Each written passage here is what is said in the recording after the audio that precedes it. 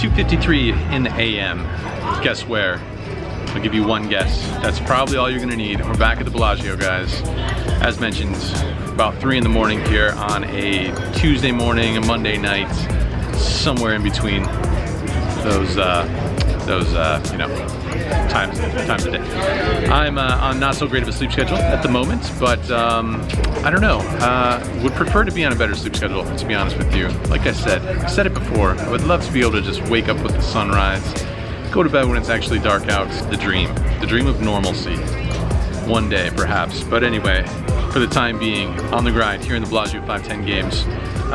Been playing for maybe 4 or 5 hours or so. Maybe 6 hours, maybe even longer. Playing the only 510 game that's happening right now.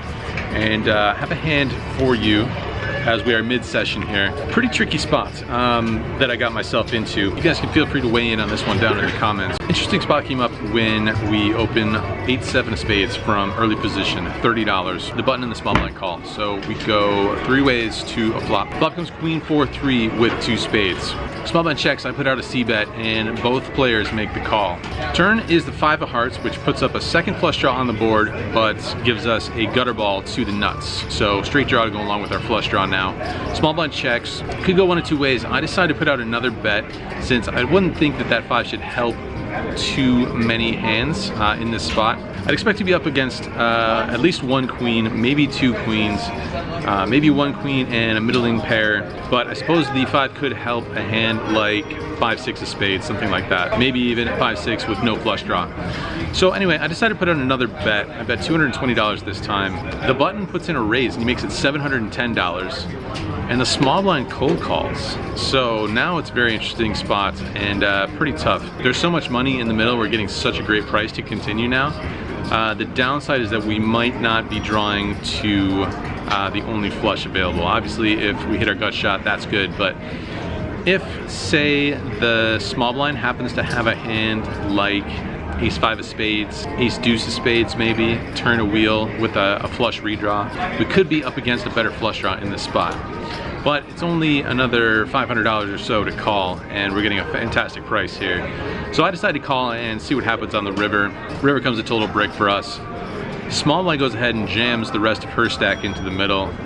We have an easy fold here, and the button begrudgingly makes the call here.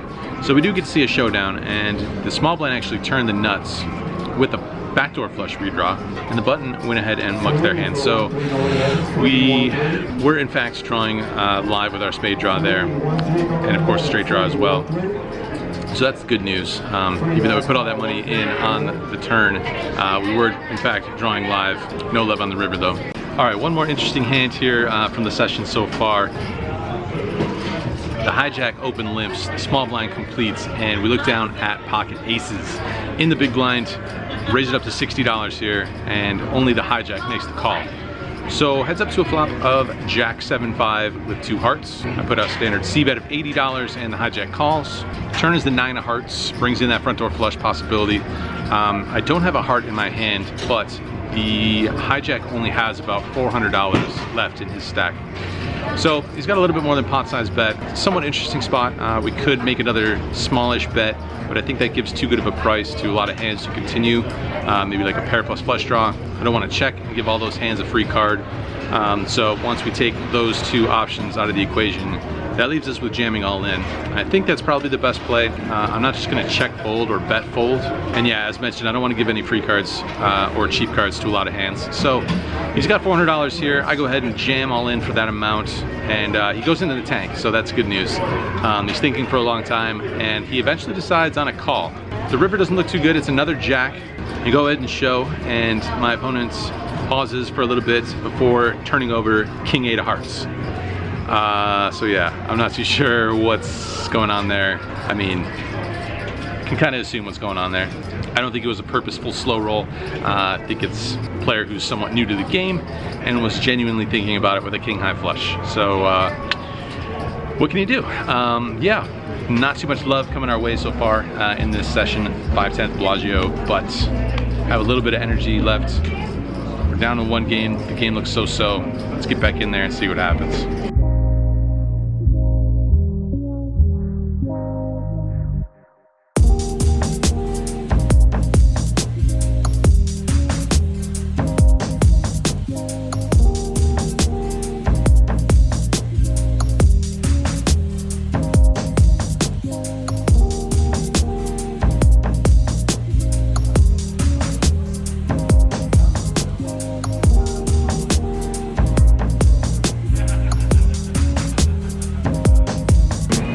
5:38 in the AM, Tuesday morning.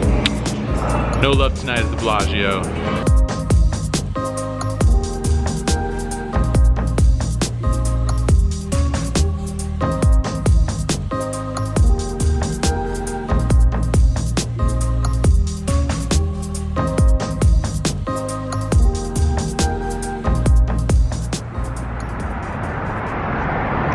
Are you guys familiar with the term reversion to the mean?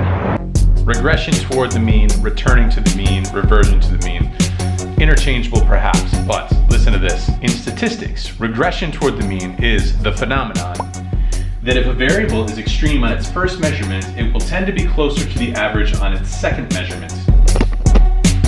Jeremy Siegel uses the term return to the mean to describe a financial time series in which returns can be very unstable in the short run, but very stable in the long run. More quantitatively, it is one in which the standard deviation of average annual returns declines faster than the inverse of the holding period, implying that the process is not a random walk, but that periods of lower returns are systematically followed by compensating periods of higher returns in seasonal businesses, for example. What does this have to do with poker? So if you think back to those 2 wins that we booked here at the Bellagio about a week ago, I think the first one was like $2,700 and the second one was somewhere in the neighborhood of $4,400. That's over the course of about 18 hours, if that, which comes out to an hourly rate of somewhere around $440 an hour. Definitely not sustainable. And what's gonna happen when you have these outlier sessions is there's gonna have to be some sort of reversion, if you will. There's gonna have to be some sessions that bring those outliers back towards the mean, back towards what an expected hourly in this 5-10 game might come out to.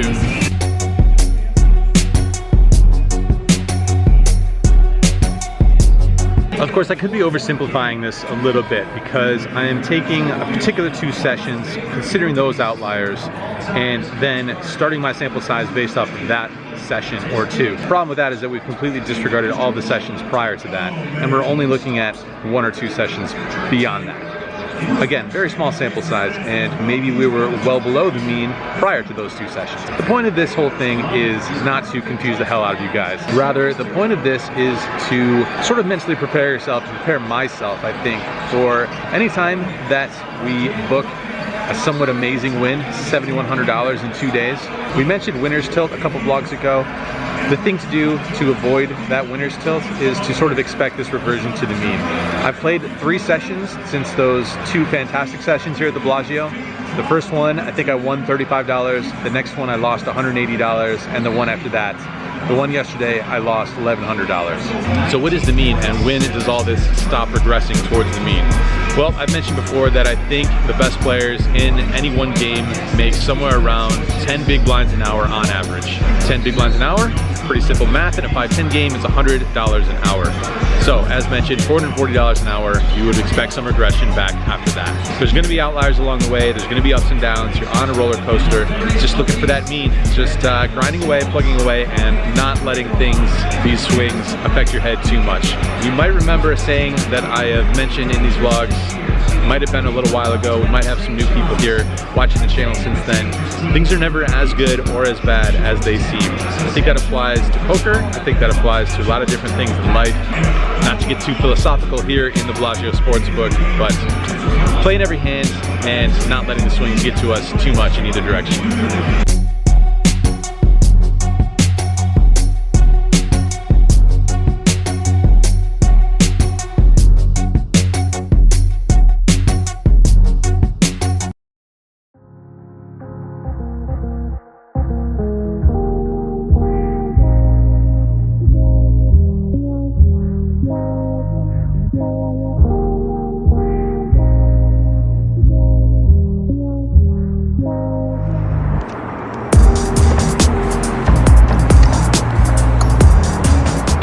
Well, we have our answer.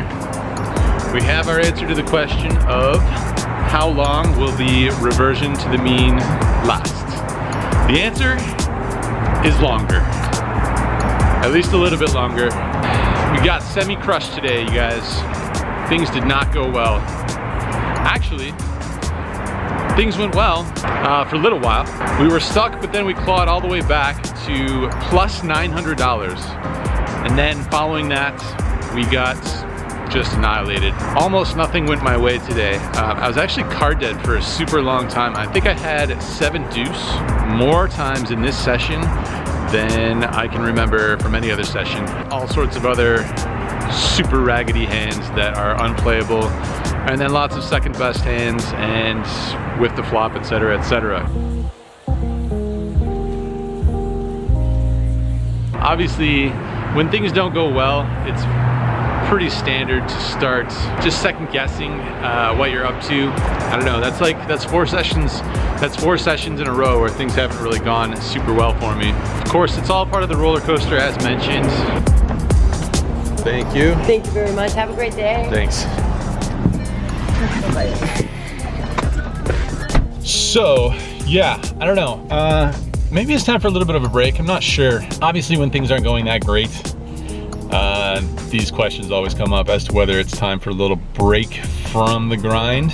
Yeah, I don't know. I was having a couple flashbacks while I was grinding today, this morning. Flashbacks to like when just before I started the vlog, when it just became super grind. And I mean, yeah, obviously when you're running bad, questions come up. But yeah, I don't know, I was kind of getting owned left and right, particularly by this one kid on my direct left. And he was playing good, he was running good. I was doing the opposite of both of those. And he was also studying his ranges on his cell phone at the table, which honestly, I don't really necessarily have a problem with that. I know there's a lot of people who really encourage a big social atmosphere at the poker table. I kind of feel like you should be able to do whatever you want to do, whatever you're comfortable with. He's obviously not Mr. Personality, so whatever, you should be able to do whatever he wants. I think that this sort of antisocial thing where people are you know, watching a movie on their iPad or studying ranges, I guess, it's kind of a function of where No Limit Hold'em, full ring, no ante is at. It's tough. It's a tough game when there's a lot of regs in the game, in particular on a Tuesday night in Las Vegas. It's not exactly the softest spot that you can find. So yeah, I think it's just a function of the game. The game can be pretty dry a lot of the times. I don't blame people for multitasking, I guess. But whatever, I'm just kind of going off on a tangent here. Yeah, it doesn't work out for me tonight. Lose somewhere around $2,400. As mentioned, the previous session, minus 1,100. Carrying on, powering through, I guess. Yeah, off to go crash, then record a podcast, then play a meetup game, then edit this video, then back to work somewhere in some game, in some city.